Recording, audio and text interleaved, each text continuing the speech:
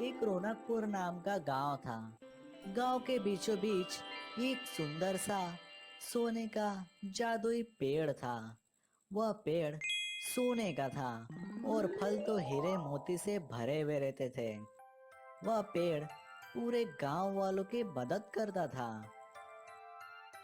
गांव में एक गोलू नाम का लड़का था। वह हमेशा जादुई पेड़ के पास रहता और उससे बातें करता।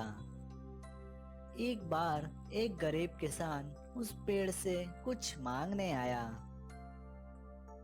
हे जादुई पेड़, मुझे खेती में खाद डालने के लिए कुछ पैसे चाहिए। मेरे पास रहे सारे पैसे खत्म हो गए। ये लो किसान जी, और आप अपने खेती के लिए अच्छा सा खाद खरीद लो और जरूरत पड़े तो फिर से आ जाना। बहुत बहुत धन्यवाद जादुई पेड़, बहुत बहुत धन्यवाद। हे सुनहरे पेड़, तुम हर किसी की मदद करते हो, भले कोई भी आपकी मदद न करे। हाँ भोलू, शायद भगवान ने मुझे लोगों की मदद करने के लिए ही बनाया हो।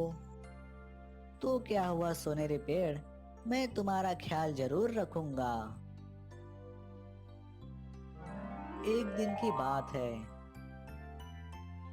एक दुष्ट जादूगर रोम पहुंच गया।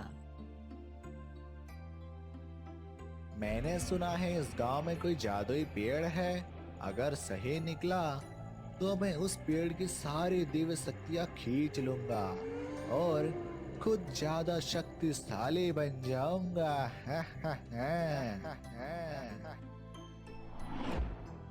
लगता है यही वो जादुई पेड़ है। देख के तो नहीं लगता है। कहीं गांव वाले एक मामूली से पेड़ पे कलर मार के उसे जादुई पेड़ तो नहीं बोल रहे हैं। जरा देखो तो।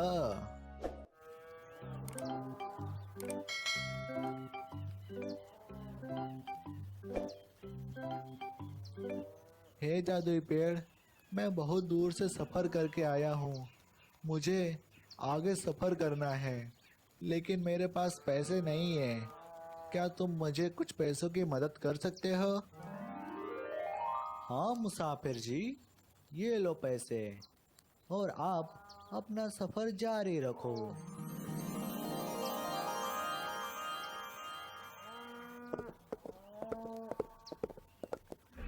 अरे वाह, ये तो सच में कमाल का जादुई पेड़ है। अब तो इसकी सारी दिव्य शक्तियां मैं खींच लूंगा और खुद ज्यादा शक्तिशाली बन जाऊंगा। यही मौका है, चलो जल्दी।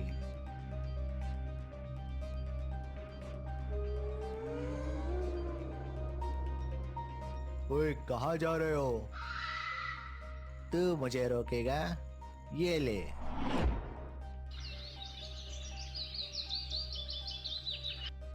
अरे वाह, आज मैं तेरे अंदर का सारी दिव्य शक्तियां खींच लूंगा और मैं ज्यादा शक्तिशाली बन जाऊंगा। हा हा हा। नहीं, तुम ऐसा नहीं कर सकते। अब तुम्हारा समय पूरा हो गया जादुई पेड़। तुमने बहुत सेवा कर ली। जादूगर अपने जादुई शक्ति से पेड़ का दिव्य शक्ति खींच लेता है और वहां से भाग जाता है।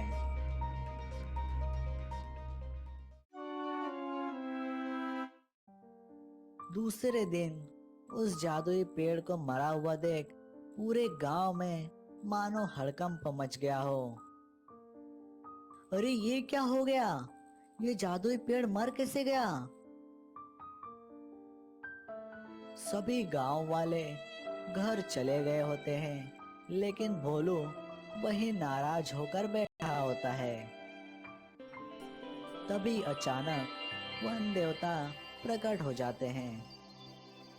आप सबके गांव में इतने लोगों के होने के बावजूद भी इस जादुई पेड़ से इसकी दिव्य शक्ति एक जादूगर लेकर चला गया। इस जादुई पेड़ से इसकी शक्ति खींची गई है।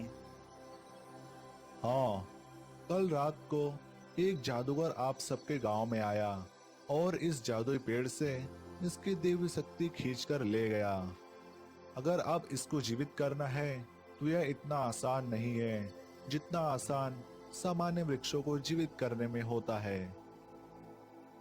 प्रभु, आप जादुई पेड़ को जीवित करने का उपाय बताइए। मैं उसे अभी के अभी पूरा करूंगा।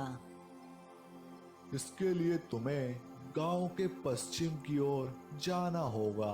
वहां एक डरावना गुफा होगा। उस गुफा में एक दिव्य जड़ी बूटी का पौधा होगा। तुम्हें उस पौधे के एक डाल लाना होगा। लेकिन उस गुफा में भूत प्रेत का वास होता है। तुम्हें ध्यान से जाना होगा। उस डाल को ला करके तुम्हें जल के साथ मिलाकर इस जादुई पेड़ पर छिड़कना होगा। उसके बाद यह जादुई पेड़ जीवित हो सकेगा। मैं अभी जाता हूँ। भोलू तुरंत पश्चिम की ओर रवाना हो जाता है।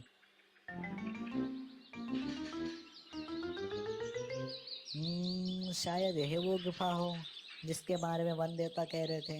चलो फिर चलकर देखता हूँ। भोलू उस गुफा के अंदर चला जाता है। जैसे ही भोलू उस पौधे के पास पहुंचता है कि तुरंत एक आवाज आती है। मैं यहीं छुप जाता हूँ। जैसे वो चला जाएगा तब मैं तुरंत एक डाल तोड़कर यहाँ से निकल लूंगा। जैसे ही भूत वहां से चला जाता है, भोलू तुरंत उस दिव्य पौधे के एक डाल तोड़ता है और तुरंत वहां से निकल पड़ता है।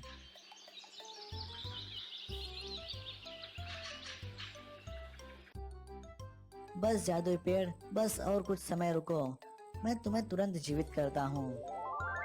भोलू उस दिव्य पौधे के डाल को लेकर प्याले के जल में डालता है और तुरंत उस जादुई पेड़ पर छिड़क देता है। अरे वाह, जादुई पेड़ जीवित हो गया। अरे वाह! सभी गांव वाले खुश हो जाते हैं और उस जादुई पेड़ की सुरक्षा ज्यादा करने लगते हैं।